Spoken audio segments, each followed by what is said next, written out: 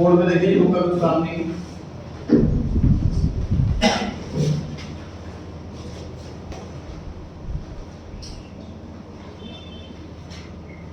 नया topic start कर रहे हैं जी, फॉर्मूला ऑफ शेयर। अब यही टॉपिक चलेगा कम से कम 2 हफ्ते। आखिरी टॉपिक है इस चैप्टर में और 8 मार्क्स क्वेश्चन इस टॉपिक में से आता है। फॉरफिट का मीनिंग होता है सर जब्त करना। फॉरफिट मींस जब्त कर लेना। तो फॉरफीचर ऑफ शेयर का मतलब शेयर जब्त कर लेना। तो शेयर जब्त क्यों किए जाएंगे सर? अगर सामने वाला पेंडिंग इंस्टॉलमेंट नहीं देगा। एग्जांपल समझते हैं तो प्रॉपर्टी से। तो प्रॉपर्टी में सिस्टम क्या होता है कि जितने रुपए की प्रॉपर्टी होती है उसका लगभग 10 से 20% एडवांस ले लिया जाता है। सपोज मेरे को प्रॉपर्टी सेल करनी है और कस्टमर से अग्रीमेंट हो गया है कि 1 करोड़ रुपए में मैं अपनी प्रॉपर्टी सेल करूंगा, तो वो अभी मेरे को लगभग 10 लाख रुपीस एडवांस दे देगा, जिसे देसी भाषा में बयाना कहता है। तो उसने कहा है कि जी 1 महीने के अंदर अंदर मैं बाकी 90 लाख का अरेंजमेंट कर लूंगा और आपकी प्रॉपर्टी किसी और को नहीं बेचो, और वो मेरी प्रॉपर्टी खरीदेगा 90 लाख रुपीस देकर। अब 1 महीने के अंदर अंदर वो 90 लाख रुपीस नहीं देता तो मैं वो 10 लाख रुपीस जब्त कर सकता हूँ। और अगर मेरा मूड बदल जाए, प्रॉपर्टी नहीं बेचनी मेरे को, तो मेरे को डबल अमाउंट 20 लाख वापसी करना होता है। प्रॉपर्टी में तो ऐसा होता है। अब शेयर्स पे आ जाते हैं। 10 रुपए का शेयर है सर, हम कई इंस्टॉलमेंट में मंगाते हैं। सपोज 4 इंस्टॉलमेंट है, 3 रुपए 2 रुपए 2 रुपए 3 रुपए। हमने पहली इंस्टॉलमेंट मंगाई आगे, दूसरी इंस्टॉलमेंट मंगाई आगे, सेकंड थर्ड मंगाई नहीं है, नेक्स्ट वाली मंगाई वो भी नहीं है, तो हम उसको नोटिस देंगे भाई पैसे भिजवाओ, इंटरेस्ट लगा देंगे, पेनल्टी लगा देंगे, फिर भी नहीं भिजवा रहा, उसको फाइनल नोटिस जाएगा कि आपका शेयर ही जब्त किया जा रहा है। मतलब आपके जो 5 रुपए आ चुके हैं भूल जाओ, वो हम जब्त कर रहे हैं। अब आपका नाम शेयर होल्डर की लिस्ट से हटा देते हैं। This is forfeiture of share. तो कब किया जाएगा, कितने टाइम का नोटिस दिया जाएगा, वगैरह वगैरह, ये नॉन अकाउंटिंग पार्ट है। इसमें हमारा कोई रोल नहीं। अकाउंटेंट कि कितना टाइम दिया जाएगा, कितना नोटिस दिया जाएगा। अकाउंटिंग पॉइंट ऑफ व्यू क्या है कि हमें बता दिया गया है कि इतने शेयर्स हमने फॉरफिट कर लिए, जिन पे इतने रुपए आए हुए हैं, जर्नल एंट्रीज पास करनी है। तो फॉरफीचर टॉपिक के अंदर हमें जर्नल एंट्री पास करनी है शेयर फॉरफिट करने की, जितना पैसा हमने जब्त कर लिया। क्लियर हो गई ये बात? अभी तक हमने जो एंट्री करी है इस चैप्टर में वो शेयर इशू करने की करी है। तो सर जब शेयर इशू होता है तो शेयर कैपिटल अकाउंट क्रेडिट होता है, कैपिटल नाम की लायबिलिटी बढ़ जाती है। अब क्योंकि शेयर फॉरफिट हो रहा है, मतलब शेयर वापसी दिया जा रहा है, तो कैपिटल कम होगी, तो अब शेयर कैपिटल डेबिट होगा। ठीक बात है।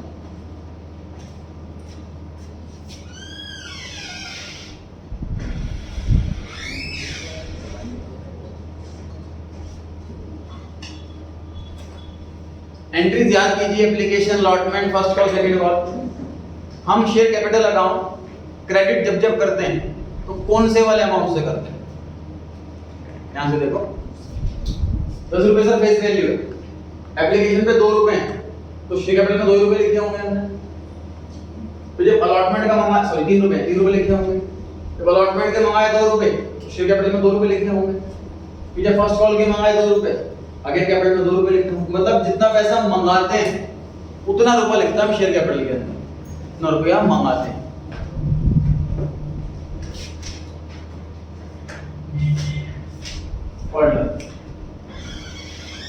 तो शेयर कैपिटल अकाउंट डेबिट करना होता है फॉरफीचर की एंट्री में कॉल्ड अप अमाउंट से, जितना पैसा मंगाया है।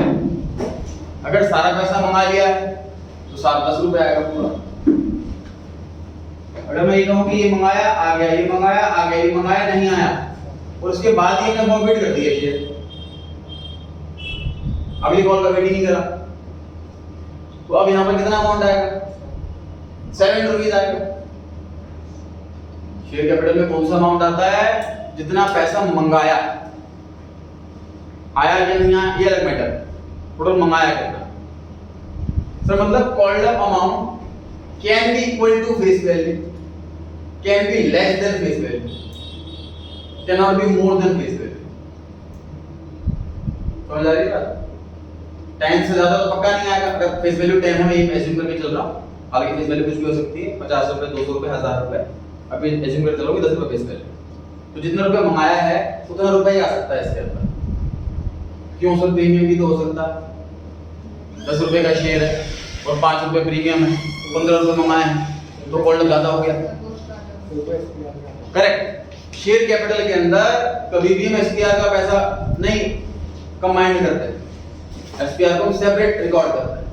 मतलब फेस वैल्यू में हम, सॉरी शेयर कैपिटल में हम फेस वैल्यू को ही स्प्लिट करके लिखते हैं। 10 रुपए फेस वैल्यू है तो 2 रुपए 3 रुपए 2 रुपए 3 रुपए 1 रुपए जो भी अमाउंट की हमारी इंस्टॉलमेंट है, टोटल करके फेस वैल्यू भी मिल जाता है। तो शेयर कैपिटल अगर हम क्रेडिट करते हैं फेस वैल्यू से तो डेबिट भी फेस वैल्यू से ही करेंगे। क्लियर हो गई बात? आगे तो जब पैसा मंगाते हैं और नहीं आता तो उस टाइम एक नया अकाउंट ओपन करते हैं। लास्ट क्लास में सीखा था हमने, क्या नाम है? Calls in arrears. ये नया अकाउंट ओपन किया जाता है, इसको डेबिट किया जाता है। ये अकाउंट ये इंडिकेट कर रहा है कि इतना पैसा हमने मंगाया और नहीं आया। मेरे एग्जांपल में कॉल्स इन एरियर्स कितने रुपए होगा?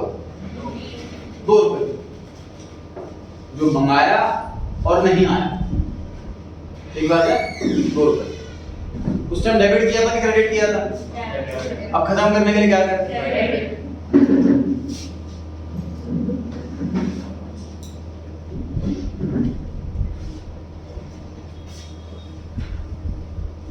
Called but not paid. To share for future account.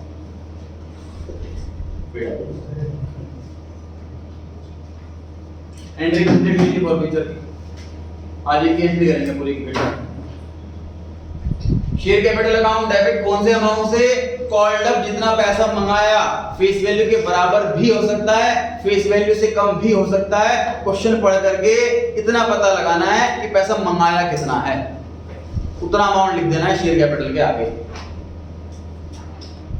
उसके बाद to calls in arrears. Calls in arrears का अकाउंट ओपन ही तब होता है जब पैसा मंगाया और नहीं आया। तो उसमें वो वाला अमाउंट आता है जितना पैसा मंगाया और नहीं आया। Last to share forfeiture account, ये हमने एक नया अकाउंट ओपन करा है, ये हमारे लिए टेम्पररी अकाउंट है। ये प्रॉफिट इंडिकेट कर रहा है, जितना पैसा मैंने जब्त कर लिया ये वो इंडिकेट करना है। ये प्रॉफिट है हमारे लिए, शोल्डर का पैसा हमने जब्त कर लिया। मेरे एग्जांपल में कितने रुपए जब्त करें आप लोगों ने? 5। 3 रुपए एप्लीकेशन के आ गए थे, 2 रुपए अलॉटमेंट के आ गए थे, उसके बाद पैसे नहीं आए तो 5 रुपए जब्त कर लिए ना हमने। मेरे एग्जांपल में एंट्री जो बनेगी वो बनेगी यहाँ पर 8 रुपीस, और यहाँ पर 7, यहाँ पर 2 और यहाँ पर 5। देखो डेबिट इक्वल हो रहा है कि नहीं हो रहा?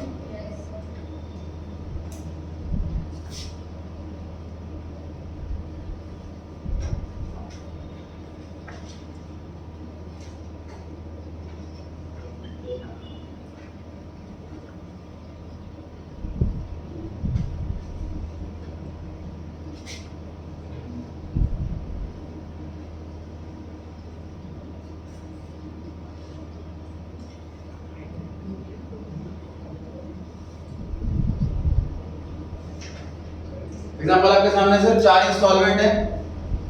एप्लीकेशन पे 2 रुपए, अलॉटमेंट पे 3 रुपए, फर्स्ट कॉल पे 1 रुपया और सेकंड कॉल पे 4 रुपए। कॉल्ड मतलब पैसा मंगाना, ये 4 इंस्टॉलमेंट मंगा ली गई। पेड मतलब पैसा आना, ये 3 इंस्टॉलमेंट का पैसा आया है, इसका पैसा नहीं आया। अब ट्राई करते हैं सर, अमाउंट कितना कितना होना चाहिए, खुद से ट्राई कीजिए आप लोग पहले तो, बिना बोले। आप लोग कैसे प्रैक्टिस कर लो, मैं अभी बहुत सारी इसकी प्रैक्टिस कराऊंगा, तो आप लोग कॉपी पे क्या कर सकते हो, शॉर्ट में से एंट्री लिख लो, share capital to call in arrear to share forfeiture, उसका क्या अमाउंट लिख लो। फिर मैं बताऊंगा और क्रॉस चेक करना अपना आंसर को कि सही है कि नहीं।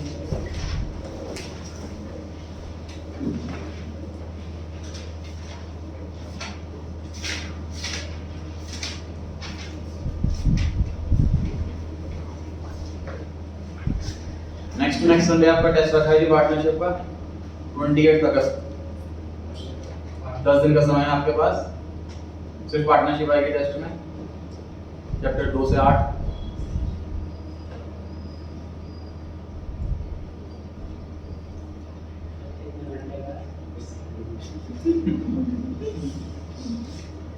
पहले और बता दें पेन को स्क्रीन पर लेना था।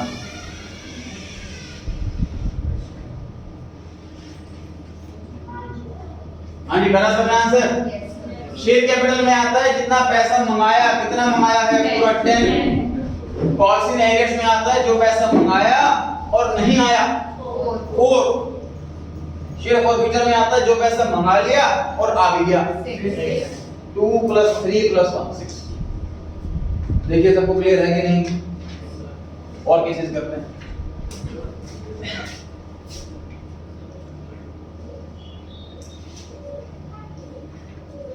ट्राई करें आप लोग कॉपी पे, मैं बताऊं।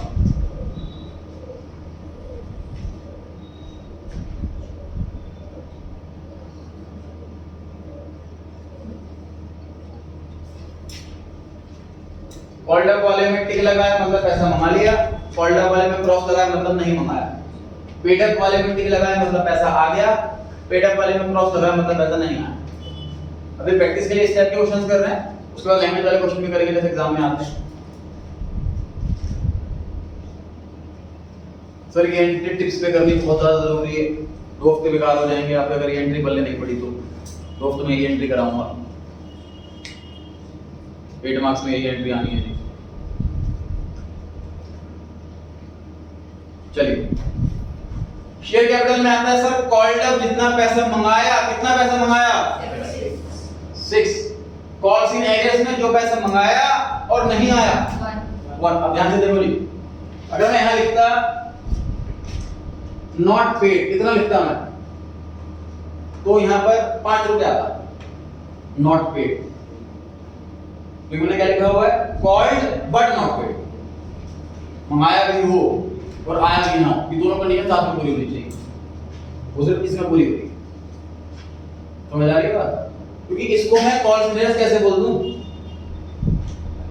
जब तक पैसे मंगाया ही नहीं। कॉल्स इन उसी को बोल सकता हूं मैं कि पैसे मैंने मंगा रहा हूं दे नहीं रहा, जो पैसा मैंने मंगाया ही नहीं उसके लिए कैसे ब्लेम कर सकते हैं किसी पर कि तुम पैसा दे नहीं रहे। समझ आ रही है बात? तो कॉल भी किया हो, पैसा आया भी ना हो, ये दोनों कंडीशन पूरी हो साथ में तभी बनेगा कॉल्स इन एरियर। इस क्वेश्चन में 1 रुपए, शेयर फॉरफीचर में जो पैसा मंगा लिया और आ गया कितना 5।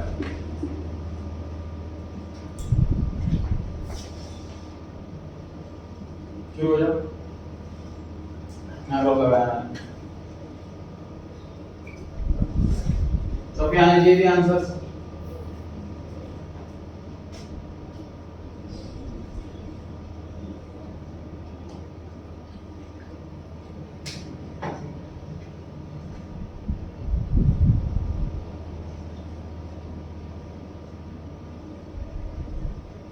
जी शेयर कैपिटल में वो अमाउंट आता है सर जो पैसा मंगाया बस कॉल्ड अप, चाहे आया हो चाहे ना आया फर्क नहीं पड़ता। तो टिक लगाया कॉल्ड अप के आगे 6 रुपीस, एप्लीकेशन के 2, अलॉटमेंट के 3, फर्स्ट कॉल का 1, ये तीनों पैसे मंगाए हैं तो ये कॉल्ड अप वाला आता है share capital. Calls in arrears में कौन सा आता है सर जो मंगाया हो और ना आया हो दोनों कंडीशन पूरी हो जाए, कितना 3 + 1 वाला, 3 + 1 जो मंगाया भी और आया भी नहीं। शेयर फॉरफीचर में सर वो वाला पैसा जो मंगा लिया और आ गया ओनली 2।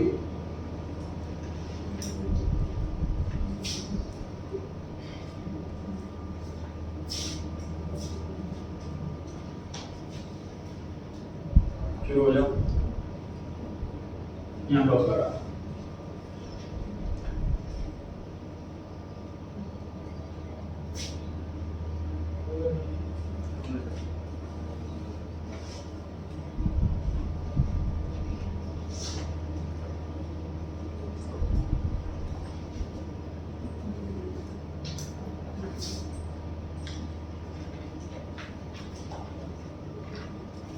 थर्ड वाले केस में किस का आंसर सही नहीं आया था तो वो हैंडल्स करके बताने ईमानदारी आईडी लगाना चाह रहा हूं जितने और केसेस कराने की रिक्वायरमेंट है।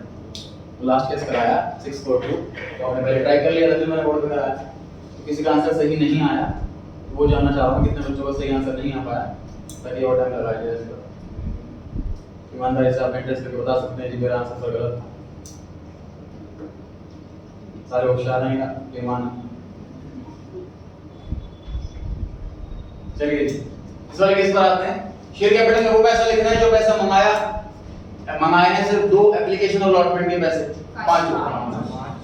कॉल सिनेरियोस में जो पैसा मंगाया और नहीं आया जो कि कितना है 3। शेयर प्रोविजन में जो पैसा मंगाया और आ गया जो कि सिर्फ एप्लीकेशन वाला है। सभी के पल्ले बढ़ गई ये बात।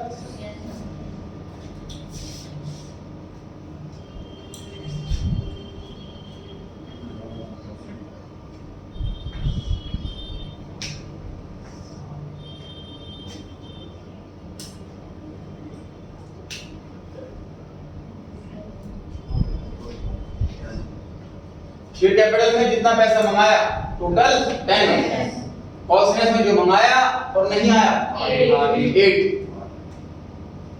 और फॉर्फीचर में जो पैसा मंगाया और आ गया 2।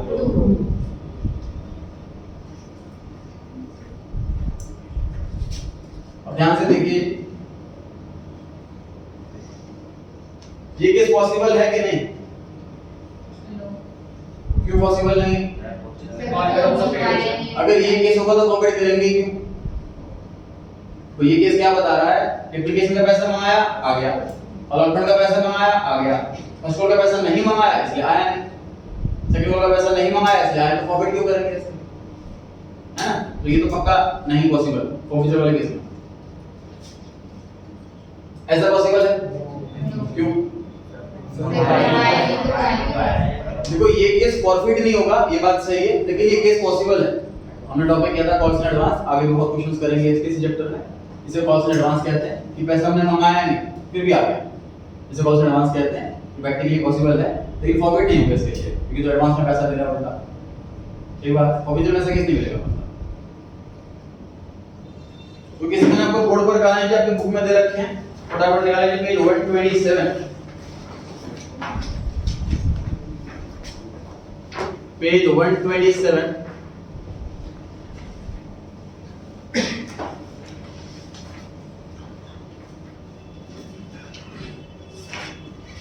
इस पेज पे 3 केस दे रखे हैं, उस अगले पेज पे 2 केस दे रखे हैं। केस 1 2 3 4 5 5 केस दे रखे हैं। ये आपको बोर्ड पे कवर करा दिया चुके हैं, ये आपके घर पे रिवीजन के लिए है, ट्यून क्लास में करा दिया। इसी पेज 127 पेज पे सबसे ऊपर टॉपिक दिया हुआ है फॉर फीचर ऑफ शेयर में एंट्री लिखी हुई है। एंट्री पढ़े क्या लिखी हुई है? Share capital account debit amount क्या लिखा हुआ है? कॉल्ड अप वाला अमाउंट आता है। अगर कॉल्ड अप नहीं दे रखा तो फेस वैल्यू लिख दो। 2 शेयर फॉरफीचर अकाउंट में कौन सा अमाउंट आता है? पेड अप जितना पैसा आ गया। और 2 कॉस्ट एरियर्स में जो मंगाया और नहीं आया, दोनों कंडीशन साथ में पूरी, मंगाया भी हो और ना आया हो। 128 पेज पे पहला क्वेश्चन, 128 पेज पे पहला क्वेश्चन। इस चैप्टर में क्वेश्चन 1 कई बार है जी, तो आप टॉपिक की हेडिंग लिखते रहना कि कौन सा टॉपिक स्टार्ट हो रहा है, रिवीजन के टाइम में कंफ्यूजन हो जाएगी। पहला क्वेश्चन क्या लिखा हुआ है? कंपनी ने फॉरफिट करे हैं 500 इक्विटी शेयर। तो सर इक्विटी मेंशन है, हम भी ध्यान रखेंगे, शेयर से पहले प्रीफिक्स लगाएंगे इक्विटी। 100 रुपीस फेस वैल्यू है इस क्वेश्चन के अंदर। क्यों फॉरफिट कर रहे हैं? For the non payment of first call of 30 rupees. नालायक ने फर्स्ट कॉल के 30 रुपए नहीं दिए, इसलिए फॉरफिट कर रहे हैं उसके शेयर। आगे लिखा है the final call of 10 rupees was not yet made. अभी तक हमने फाइनल कॉल के 10 रुपए मंगाए ही नहीं।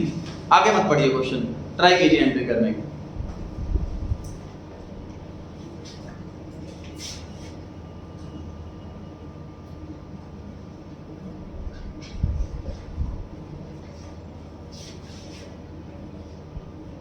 एंट्री लिख लीजिए equity share capital account debit, 2 calls in arrears account, 2 share forfeiture account. Credit side में 2 अकाउंट है, जो मर्जी पहले लिखो।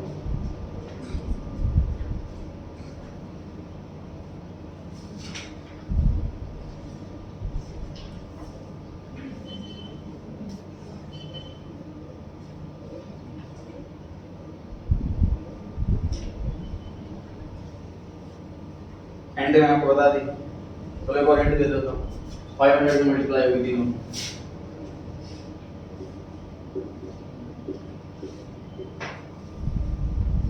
नंबर ऑफ शेयर्स 500 है, तीनों में 500 से मल्टीप्लाई होगी।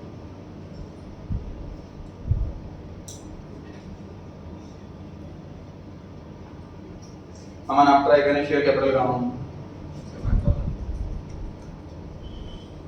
Share capital 500 into 90 500 into 90 correct है। 100 रुपए का शेयर है और क्वेश्चन कह रहा है कि 10 रुपए नहीं मंगाए, तो इसका मतलब कितने मंगाए? 90 मंगाए। शेयर कैपिटल में कॉल्ड अप वाला अमाउंट आता है। प्रणव कॉल्स इन एरियर्स में कितना अमाउंट? 60 586 शिवम आप ट्राई कर। 30 कॉल्स इन एरियर्स में कौन सा अमाउंट आता है? जो मंगाया और नहीं आया। इस क्वेश्चन में लिखा हुआ है 30 रुपए नहीं आए, इसका मतलब 60 आए। 90 मंगाए, इसमें से 30 नहीं आए, तो आए कितने? 60 आए। इजी है बिल्कुल। दो एंट्री के लिए स्पेस छोड़ दीजिए, क्वेश्चन नंबर 2 पर आ जाइए। दो एंट्रीज के लिए स्पेस छोड़ दीजिए और क्वेश्चन नंबर 2 पर आ जाइए। क्वेश्चन 2 में लिखा है record the journal entries for forfeiture entry issue. अभी फॉरफीचर ही पढ़ाया है आपको। एक्स लिमिटेड फॉरफीट कर रही है 20 शेयर। पिछले क्वेश्चन में 500 शेयर थे, इसमें सिर्फ 20 शेयर है। इक्विटी वर्ड नहीं लिखा, हमने भी नहीं लिखना। 10 रुपए का एक है फेस वैल्यू, पिछले क्वेश्चन में 100 रुपए थी, इस क्वेश्चन में 10 रुपए face value. 7 rupees called up, sir साफ साफ दे रखा है कॉल्ड अप 7, तो यार मिला ये काम सारा। Upon which the shareholder had paid application and allotment money of 5। इस पे शेयरहोल्डर ने 5 रुपए दिए। बस आगे नहीं पढ़ना आपको, ट्राई कीजिए।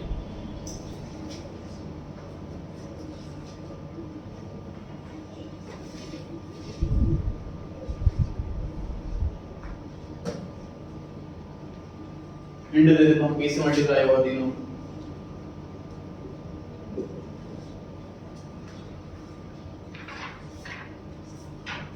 दक्ष शेयर कैपिटल में कितना आना चाहिए? 20 into 7। सर शेयर कैपिटल में कॉल्ड अप वाला अमाउंट आता है, called up 7। Shivam calls in arrears में कितना आना चाहिए?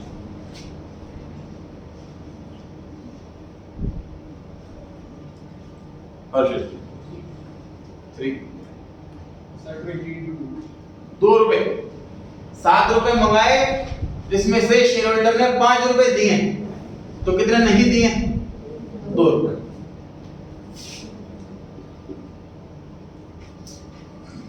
क्वेश्चन समझो थे।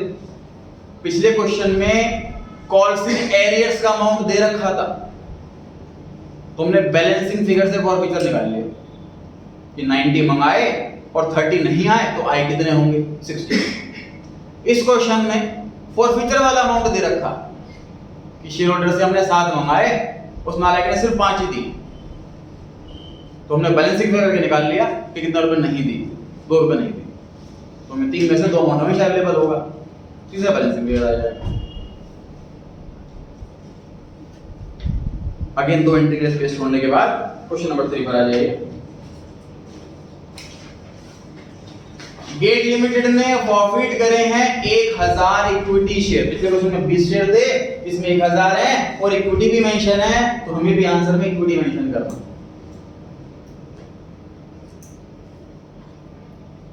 सर एंट्री मतलब हर क्वेश्चन में सेम ही रहती है, अमाउंट ही बदलता है। एग्जाम में क्वेश्चन नहीं भी पढ़ने पड़े, एटलीस्ट एंट्री लिख करके आ जाए, ठीक बात है। एंट्री तो सेम ही होनी है फॉरफिचर। 100 रुपए फेस वैल्यू है for the non payment of first call of 20 and second and final call of 25। Full stop, आगे नहीं बढ़ना है। ट्राई कर लीजिए आप सब।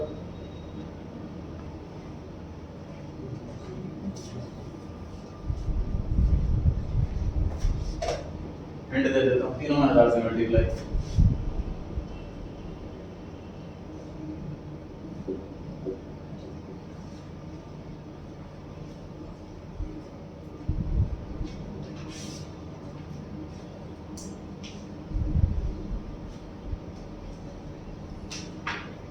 ऋषभ आपकी बारी है। शेयर कैपिटल में क्या लगता है कितना आना चाहिए? 80 शेयर कैपिटल कृष्णा 55 100 सही है जी बिल्कुल। सर शेयर कैपिटल में आता है कॉल्ड अप वाला अमाउंट, जितना पैसा मंगाया।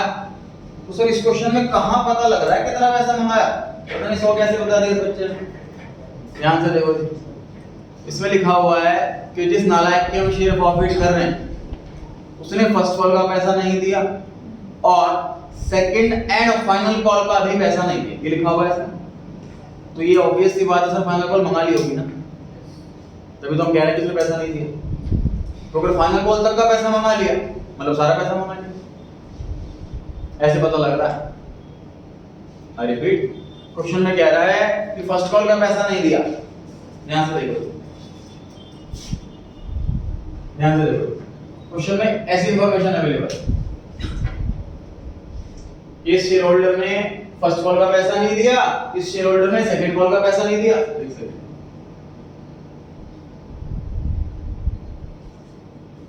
पेड अप वाला अवेलेबल, ये नहीं बताया कुछ। इस शेयर होल्डर ने फर्स्ट कॉल का पैसा नहीं दिया, सेकंड कॉल का पैसा नहीं दिया। इससे क्या क्या बातें साबित हो रही है? उसने एप्लीकेशन का दे दिया होगा, अलॉटमेंट का दे दिया होगा, उससे ये बात भी साबित हो रही है कि अगर ये वाला पैसा भी नहीं दिया तो मतलब ना यहां तक पैसा मंगाया। ठीक बात है, ठीक बात है जी। भाई मान लीजिए हमारे कार लोन ले रखा है ईएमआई पर, बैंक वाले कार उठा के ले गए, उन्हें ईएमआई नहीं भरी, तो लेटर में लिखा हुआ है कि आपने जून और जुलाई की ईएमआई नहीं भरी, इसलिए कार उठा के लेके जा रहे हैं। तो जुलाई तक की ड्यू हो गई थी ईएमआई, इसका मतलब। ठीक बात है, इसका मतलब है कॉल्ड अप पूरा का पूरा 100 रुपए, ये बात साबित हुई है। आगे क्वेश्चन 2, कॉल्स ने इसमें कितना? सर 45 क्वेश्चन में बोला हुआ है जी फर्स्ट कॉल के 20 रुपए नहीं दिए, सेकंड कॉल के 25 रुपए नहीं दिए, टोटल 45 रुपीस नहीं दिए। तो नहीं दिया वही आता है कॉल्स एंड एरर्स में। 100 मंगाए, 45 नहीं आए, तो आए कितने? 55। क्लियर हो गई जी बात? ये हमने 3 कुछ बेसिक से छोटे छोटे क्वेश्चन किए जी फॉर फ्यूचर के। तो प्रॉफिट करने के बाद करते क्या? ध्यान से सुनिए, वापस प्रॉपर्टी एग्जांपल पर आ रहा हूं। सर प्रॉपर्टी मैं बेच रहा हूं 1 करोड़ रुपए में, 10 लाख रुपए बयाना ले लिया, एडवांस ले लिया।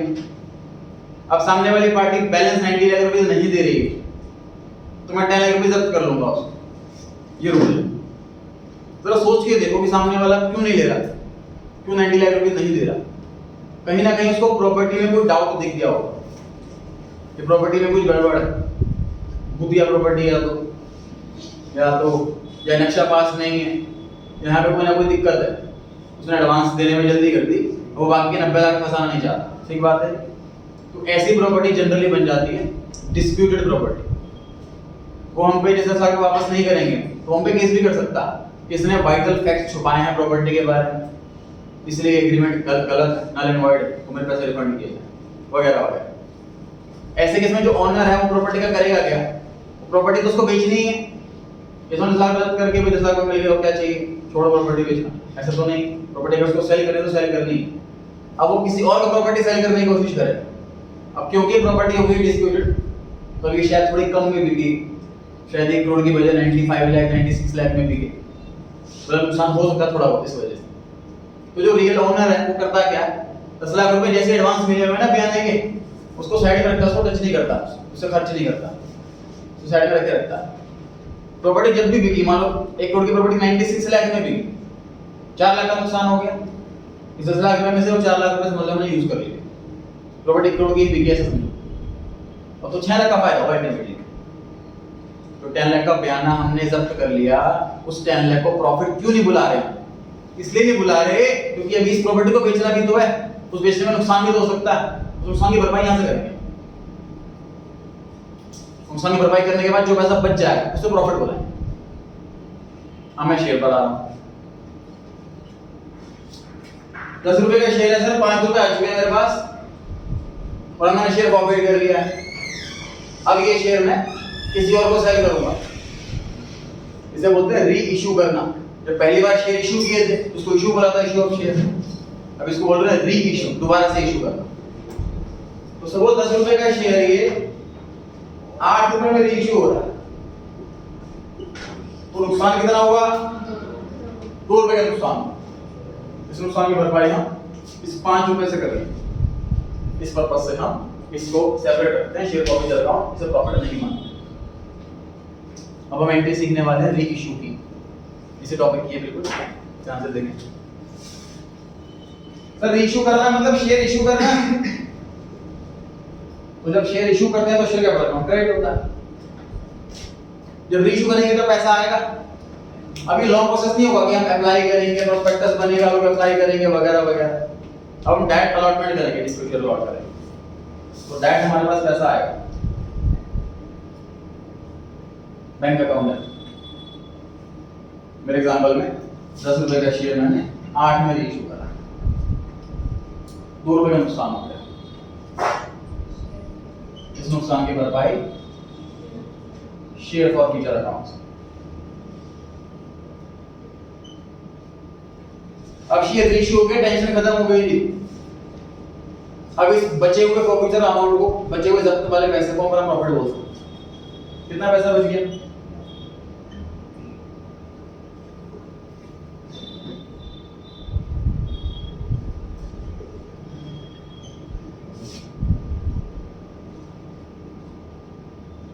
एग्जांपल में 5 रुपए जब्त करे थे, 2 रुपए डिस्काउंट देना पड़ गया, 3 रुपए बच गए। पहली एंट्री फॉर फ्यूचर की, दूसरी एंट्री री इशू की, तीसरी एंट्री भी री इशू की। मतलब सर री इशू की 2 एंट्री होती है। टाइम लगाते हैं जिन पर। ये सर री इशू की एंट्री है, मतलब जिस शेयर होल्डर को हमने शेयर ओरिजिनल इशू करे थे उसने थोड़े पैसे दिए, बाकी पैसे देने बंद कर दिए, तो उसके थोड़े से पैसे जब्त कर लिए, जब्त करके हमने इस वाले अकाउंट में जमा कर दिए पैसे। फिर हम ढूंढ रहे हैं दूसरा ग्राहक तो हमारा शेयर प्रॉफिट वाले ले ले, क्योंकि हमें तो पैसे चाहिए कंपनी चलाने के लिए। हमने किसी और को ढूंढ लिया तो हमारे शेयर लेने को रेडी। हमने शेयर बेच दिया है, इशू कर दिया है, पैसा आ गया bank account debit, share issue हो गया, शेयर कैपिटल अकाउंट क्रेडिट। सस्ते में इशू हुआ, नुकसान हो गया, इस वाले खाते से भरपाई करेंगे। ठीक, उसके बाद जो पैसा बच गया जब्त किया होगा वो हमारा प्रॉफिट हो गया। जो प्रॉफिट हमने अपने मेन काम से नहीं कमाया, ऐसे प्रॉफिट को हम कैपिटल रिजर्व में ट्रांसफर करते हैं। लास्ट क्लास में हमने किया था कंसिडरेशन ऑफ द कैश वाले टॉपिक के अंदर, जब हमने किसी का बिजनेस खरीदा है और परचेज कंसिडरेशन कम अमाउंट दिया है तो बैलेंसिंग फिगर कैपिटल रिजर्व आता है। कैपिटल रिजर्व किसे कहते हैं सर? जो प्रॉफिट हमने अपने नॉन रिकरिंग नेचर से, नॉन कोर एक्टिविटी से कमाया है, ऐसे प्रॉफिट को कैपिटल रिजर्व में ट्रांसफर किया जाता है। तो मान लीजिए डिस्काउंट पूरे 5 रुपए हो जाता तो फिर ये वाली एंट्री होती है, क्योंकि 0 रुपए से एंट्री कभी नहीं होती। सर मान लीजिए डिस्काउंट 6 रुपए हो जाता तो ये कंपनी एक्ट में मना कर रखा है कि रीइश्यू के टाइम हम मैक्सिमम डिस्काउंट उतना ही दे सकते हैं जितना अमाउंट हमने प्रॉफिट करा है, इसलिए केस कभी पॉसिबल नहीं कंपनी ने दिया था। ठीक सर, मान लीजिए डिस्काउंट दिया ही नहीं तो इस वाली एंट्री के अंदर ये लिखेंगे नहीं, 0 रुपए लिखेंगे नहीं, यहाँ कितना आ जाएगा? पूरा 5। सर मान लीजिए इसका शेयर 11 में इशू कर दिया तो जब भी शेयर फेस वैल्यू से ऊपर बिके उसे एसपीआर कहते हैं। प्रॉफिट कितना? पूरा 5। फिर समझते हैं सर सेकंड वाली एंट्री जरा समझाओ करेक्ट करके कि कोई भी केस आए हम एंट्री कर पाए।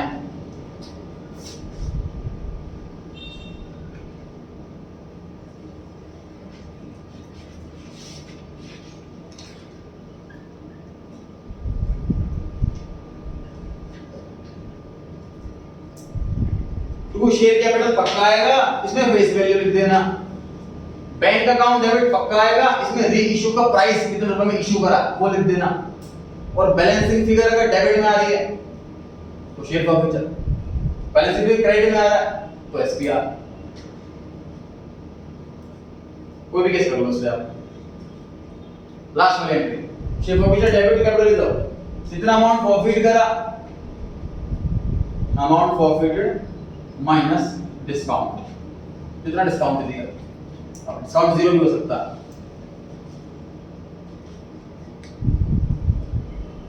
पढ़िए जी एक बार पेज नंबर 127 पर जो एंट्री लिखी थी फॉरफीचर की, उसके नीचे एंट्री लिखी हुई है रीइश्यू की। क्या लिखी हुई है पढ़ें कि बैंक अकाउंट डेबिट होगा, उसके बाद शेयर फॉरफीचर अकाउंट डेबिट होगा, उसके बाद to share capital account credit होगा, उसके बाद to security premium reserve account credit होगा। और कौन कब आना है ये देख लीजिए, ब्रैकेट में लिखा हुआ है। बैंक वाला कब आएगा, जितना पैसा आ रहा है, रुपीस का साइन लगा हुआ होगा, कितने रुपए में इशू कर रहा है। शेयर फॉरफीचर कब आएगा, जितना डिस्काउंट दिया हो रीइश्यू पे, वो वाला अमाउंट आता है इसके अंदर। वो कैसे निकालते हैं सर, जब इश्यू प्राइस छोटा हो फेस वैल्यू से, मतलब फेस वैल्यू ज्यादा है, इश्यू प्राइस कम है, तब तो डिस्काउंट आएगा। टू शेयर कैपिटल वाला अमाउंट कौन सा आएगा, जो पेड अप या कॉल्ड अप से पहले वाला अमाउंट होगा। तो एसपीआर कब आएगा, जब रीइश्यू प्रीमियम पे हो रहा हो। ऐसा कब होता है, जब इश्यू प्राइस फेस वैल्यू से भी बड़ा हो। 128 पे क्वेश्चन 1 हम कर चुके हैं फॉरफीचर वाला पार्ट। अब इसके आ रहे हैं रीइश्यू वाले पार्ट पर।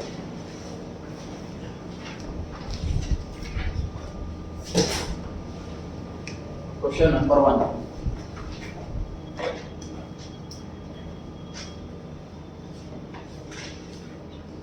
लिखा कंपनी ने फॉरफिट करे 500 शेयर, 100 रुपए का है, for the non payment of first call of 30, final call of 10 was not yet made.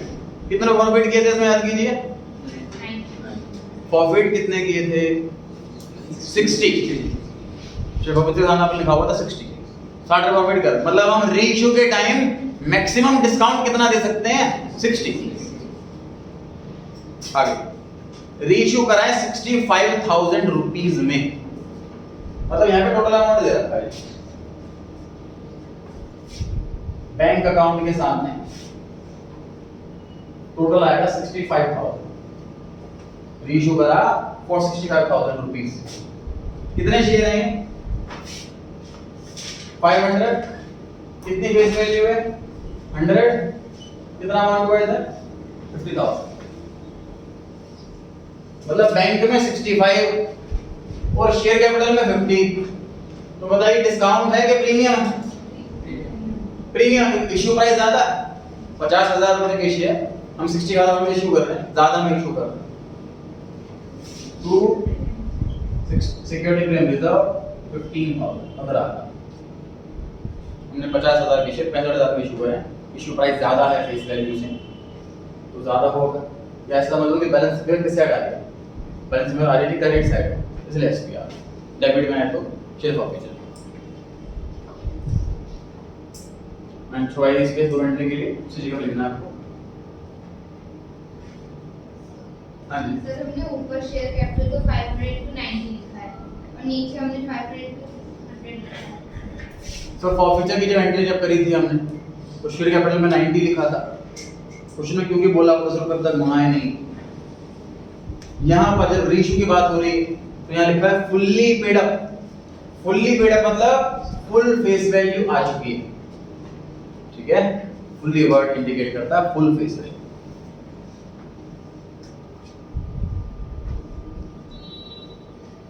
Basically होता क्या है, कॉन्सेप्ट क्या है, इसके पीछे देखिए। जब हम किसी को सेकेंड हैंड चीज बेचते हैं ना, तो हम एक लमसम अमाउंट में बेचते हैं, उसकी इंस्टॉलमेंट नहीं बची हुई। जैसे कि मान लीजिए मैं बैंक किसी को कार लोन दिया हुआ था, उसने कुछ इंस्टॉलमेंट पे करी, बाकी इंस्टॉलमेंट पे नहीं करी। अब हम कार उठा करके ले आए, अब हम वो सेकेंड हैंड कार किसी और को बेच रहे हैं, हम उसको बोले कि आप पैसे दे दो इतने और बाकी की ईएमआई पे आप देना, तो लेगा नहीं कोई। हम कैसे करेंगे कि आप इतने लाख रुपए दे दो और फुली पेड हो गया, मतलब आगे आपको ईएमआई भी नहीं भरनी, ठीक है जी। इन जनरल जब रीइश्यू किया जाता है तो फुली पेड अप ही किया जाता है इन जनरल। लास्ट एंट्री पर आइए, कैपिटल रिजर्व वाली एंट्री पर लीजिए entry share forfeiture account debit to capital. आसान टॉपिक में ये है कि एंट्री नहीं बदलती, एंट्री वही रहती, अमाउंट ही बदलता है बस। Share forfeiture account debit to capital reserve account. कितना अमाउंट आएगा, कौन बच्चा बता सकता है?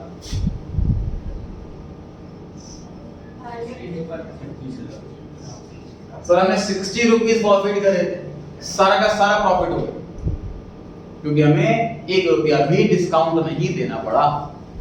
कैपिटल रिजर्व घटता किस चीज से है? जो रीइश्यू के टाइम पे डिस्काउंट होता।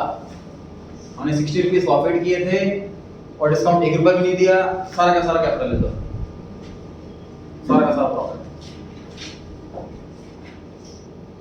आगे बढ़ते हैं, क्वेश्चन नंबर 2 पर आ गए।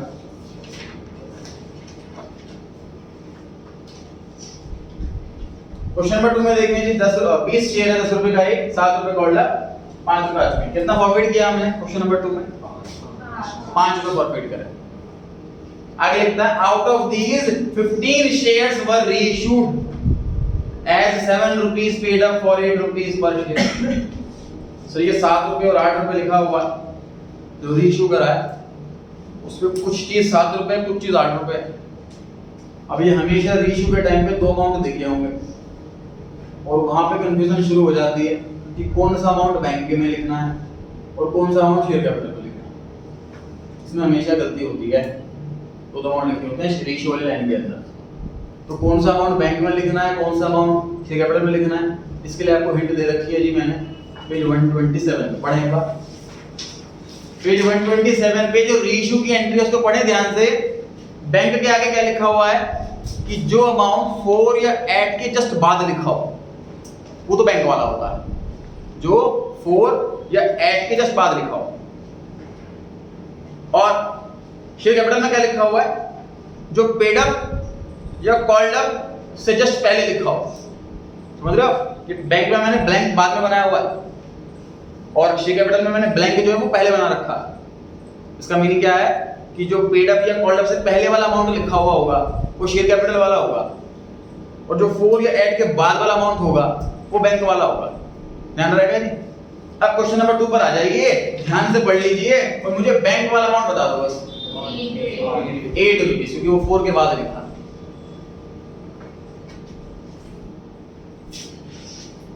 बैंक में 8, उसका मतलब था शेयर कैपिटल में कितना बचा? 7 वैसे भी तो पेड से पहले लिखा हुआ है, पेड पे कॉल से पहले लिखा हो है ना। 7 रुपीस हो गया। तो बताइए क्या लिखना है मेरे को? फॉर्मूला क्या किया? एसपीआर। ठीक है, कितने शेयर हैं? 15 शेयर।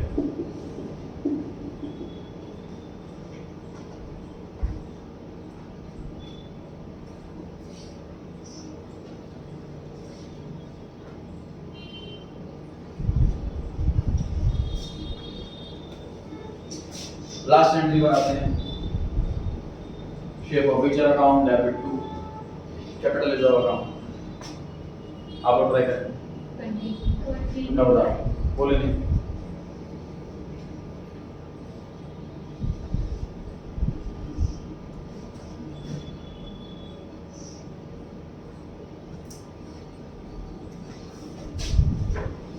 समझे ध्यान से। अब एग्जांपल मैंने प्रॉपर्टी का लिया था सर कि सर प्रॉपर्टी मैंने बेची, किसी को बयाना मिल गया, सामने वाला आगे पैसे नहीं दे रहा, मैंने बयाना जब्त कर लिया।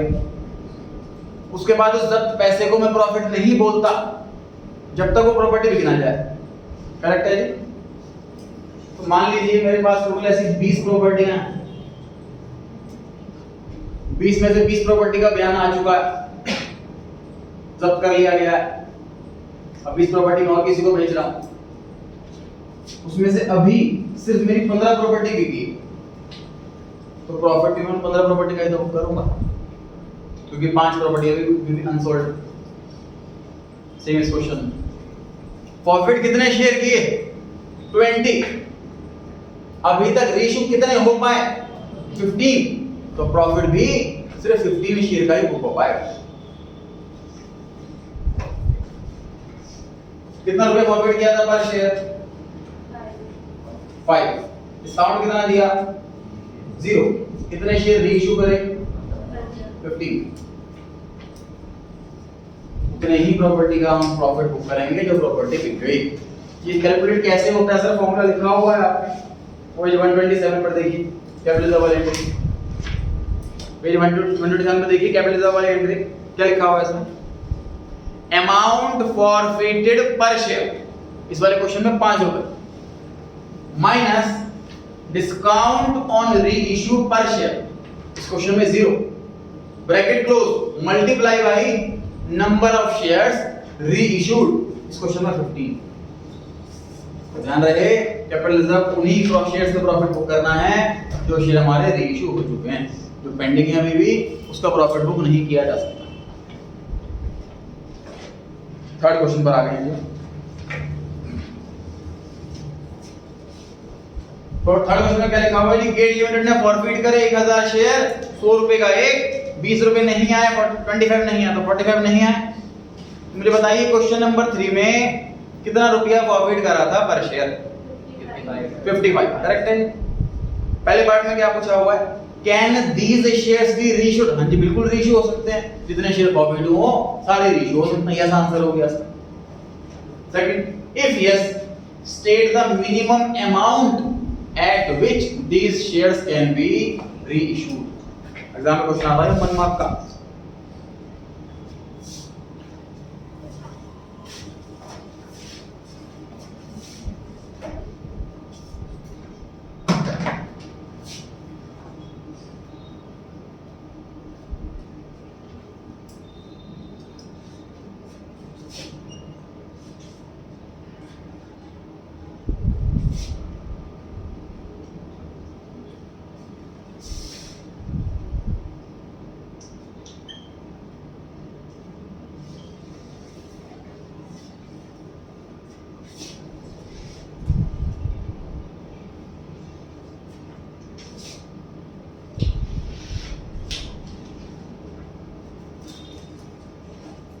देखिए दो अलग चीजें हैं, मैक्सिमम डिस्काउंट और मिनिमम प्राइस। इसका सबकोनी कंप्लेंट 2013 में लिखा हुआ है कि रीइश्यू के टाइम हम डिस्काउंट मैक्सिमम उतना ही दे सकते हैं जितना अमाउंट हमने प्रॉफिट करा है। और इसमें क्या लिखा है जी, मैंने maximum discount on reissue is equal to amount forfeited. अब ध्यान समझ लो जी, 100 रुपए की चीज है, इस पर मैक्सिमम डिस्काउंट 55 दे सकते हैं, तो इसका रेशियो का मिनिमम प्राइस कितना होगा? 45 होगा। 45 से कम का रेशियो हो नहीं सकता। तो इस चीज को मिनिमम प्राइस अलग है क्वेश्चन, मैक्सिमम डिस्काउंट अलग है क्वेश्चन। मैक्सिमम डिस्काउंट मतलब कितना अमाउंट डिस्काउंट दे सकते हैं, जितना प्रॉफिट करा उतना ही एग्जैक्ट उसके बराबर। मिनिमम प्राइस का मतलब कम से कम कितने प्राइस पे इशू करें। मतलब सिंपल सी बात, मान लीजिए सर मैं सेल्समैन हूं शॉप के अंदर, मेरे बॉस ने बोला है कस्टमर बार्गेनिंग करे तो डिस्काउंट दे दियो, सामान मुझे भेजना है जल्दी। बॉस ने ये भी बोला है कि मैक्सिमम डिस्काउंट 55% का दियो, इससे डिस्काउंट मत दियो, लॉस हो जाएगा वरना। तो 100 रुपए की चीज में मिनिमम कितने में बेचूंगा? 45 में बेचूंगा मिनिमम, उससे कम में बेच नहीं सकता। तो रेशियो का मिनिमम प्राइस पूछा हो तो कैसे निकालते हैं सर? फेस वैल्यू में से डिस्काउंट माइनस कर दो, तो डिस्काउंट को फॉर फीचर एक ही तो हो गया। ठीक है, तो इस क्वेश्चन में पूछा हुआ है सेकंड पार्ट में कि बताइए मिनिमम प्राइस क्या होगा रीइश्यू का। तो फेस वैल्यू है 100 रुपीस और प्रॉफिट किया था 55 रुपीस, तो मिनिमम प्राइस हो गया 45 रुपीस।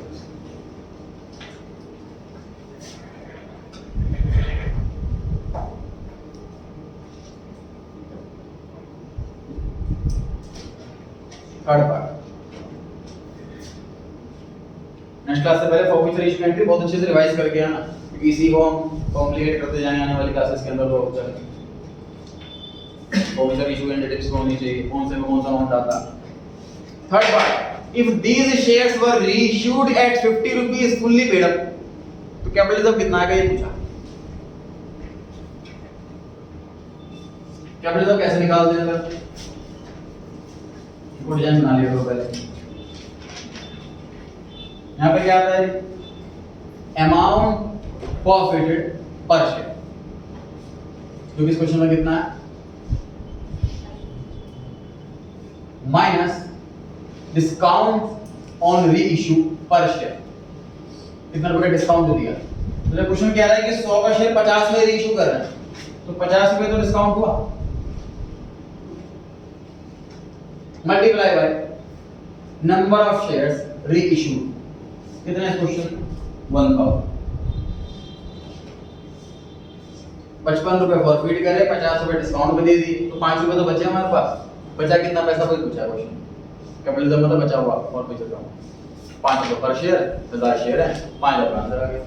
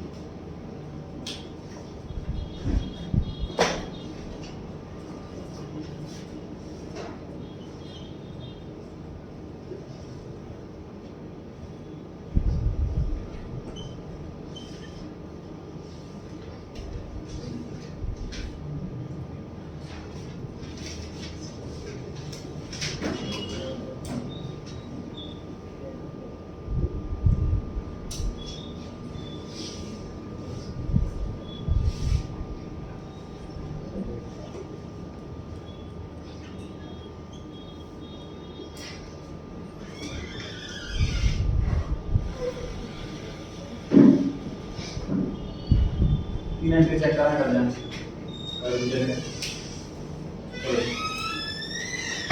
तीनों एंट्रीज चेक कराएं तो कर जाए हो चुकी है।